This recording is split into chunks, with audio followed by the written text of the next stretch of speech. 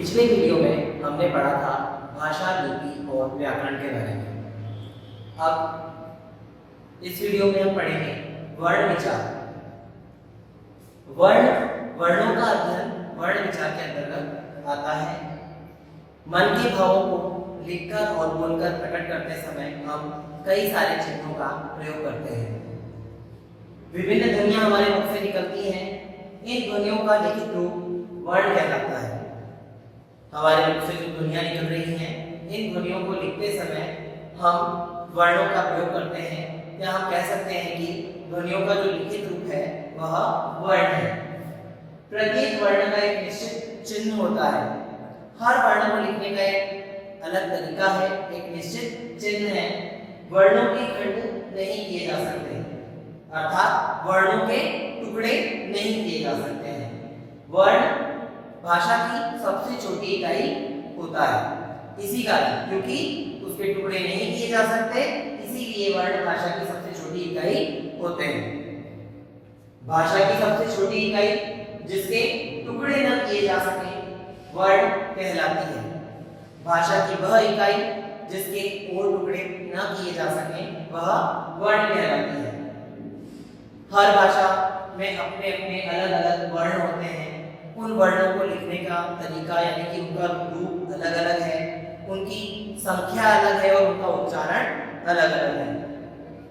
जैसे हिंदी में हम लिखते हैं अ, आ, ई, उ, या क, ख, ग, घ, ng। इसी प्रकार अंग्रेजी में हम लिखते हैं ए, बी, सी, डी, ई, एफ। तो इन दोनों को लिखने का तरीका अलग अलग है, इनके उच्चारण का तरीका अलग अलग है और इनका रूप भी आप देख सकते हैं, इनका रूप भी अलग है। अब हम बात करते हैं वर्णमाला के बारे में। वर्णमाला, ये जो वर्ण है, हर भाषा के जो वर्ण होते हैं उन वर्णों को एक व्यवस्थित क्रम में लिखा जाता है। जैसे हिंदी में अ, आ, ई आपने देखा या पढ़ा होगा। वर्ण क्रमबद्ध रूप में होते हैं। अ के बाद आ आएगा, आ के बाद ई आएगा, ई के बाद बड़ी ई आएगा। इसी तरह से क के बाद ख, उसके बाद ग, उसके बाद ख। इसी तरह से अंग्रेजी में ए, बी, सी, डी, ई, एफ ये क्रमबद्ध रूप में चलते हैं। तो वर्णों का जो क्रमबद्ध और व्यवस्थित रूप है या समूह है वह वर्णमाला कहलाता है। हम कह सकते हैं कि वर्णों का क्रमबद्ध व्यवस्थित समूह वर्णमाला कहलाता है। उच्चारण व प्रयोग के आधार पर हिंदी वर्णमाला के दो भेद किए गए हैं। हम जिस प्रकार से उच्चारण करते हैं या उनका प्रयोग करते हैं, उस आधार पर हिंदी वर्णमाला के दो भेद किए गए हैं, स्वर एवं व्यंजन। स्वर और व्यंजन दो भागों में हिंदी वर्णमाला को बांटा जाता है। अब देखिए कि स्वर क्या होते हैं। हम जो ध्वनियां हमारे मुंह से निकाल रहे हैं उनमें कई ऐसी ध्वनियां हैं जिनका उच्चारण करते समय हम दूसरे वर्णों की सहायता लेते हैं। जैसे वे वर्ण जिनका उच्चारण स्वतंत्र रूप से किया जाता है, ऐसे वर्ण जिनका उच्चारण हम स्वतंत्र रूप से करते हैं वे स्वर कहलाते हैं। इनके उच्चारण में किसी अन्य वर्ण की सहायता नहीं ली जाती। स्वरों का जब हम उच्चारण करते हैं तो इनके उच्चारण में किसी अन्य वर्ण की सहायता नहीं ली जाती है। हिंदी वर्णमाला में स्वरों की संख्या 11 होती है। हिंदी वर्णमाला में स्वर कितने हैं? हिंदी वर्णमाला में 11 स्वर होते हैं। अ, आ, ई, उ, री, ए, ऐ, ओ, औ। यहाँ पर अगली लाइन में इनकी मात्राएं दी हुई है। अ की कोई मात्रा नहीं होती, आ की मात्रा दी हुई है, ई की मात्रा दी हुई है, ई की मात्रा दी हुई है, उ की मात्रा दी हुई है, उ की मात्रा दी हुई है। इसी प्रकार सारे जो 11 स्वर हैं इनकी मात्राएं यहाँ लिखी हुई है। साथ ही साथ हमने यहाँ पर क वर्ण में इन स्वरों को मिलाकर लिखा है। इनका उच्चारण इस प्रकार होता है क, का, की, कु, क्री, के, कई, को, कौ। वापस से एक बार देखेंगे क, का, की, कु,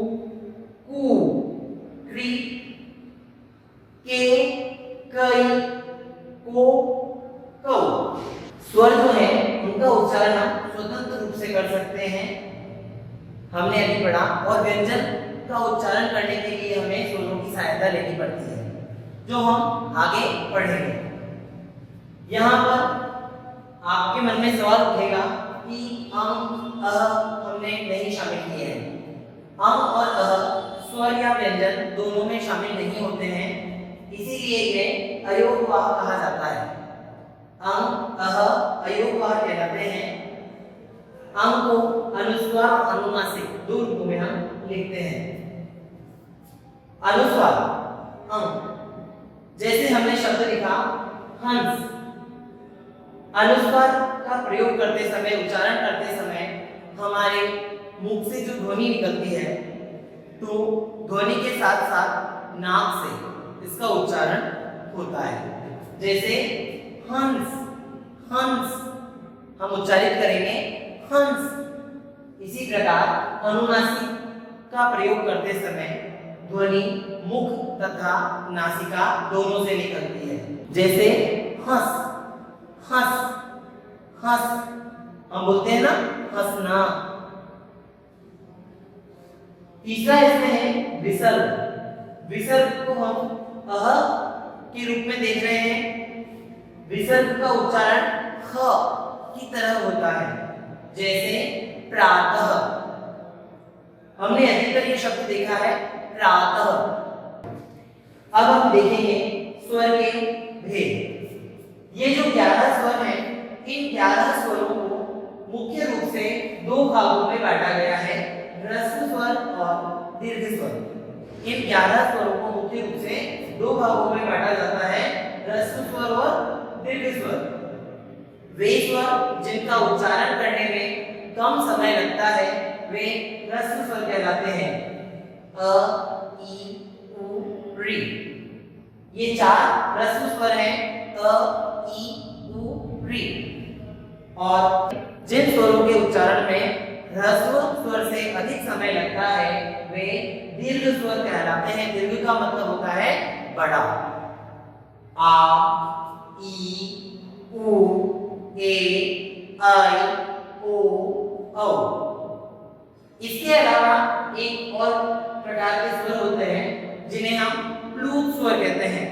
प्लूत स्वर का उच्चारण करने में ह्रस्व और दीर्घ स्वर से अधिक समय लगता है।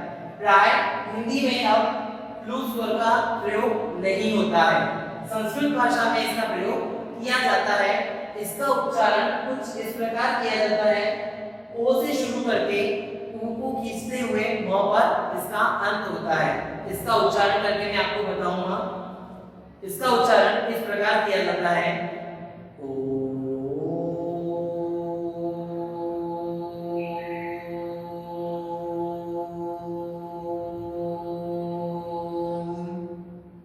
तो ओ से शुरू करके ऊ को खींचते हुए म पर इसको अंत करते हैं। ये प्राय अब संस्कृत में ही प्रयोग होता है। व्यंजनों के बारे में हम अगले वीडियो में जानकारी प्राप्त करेंगे।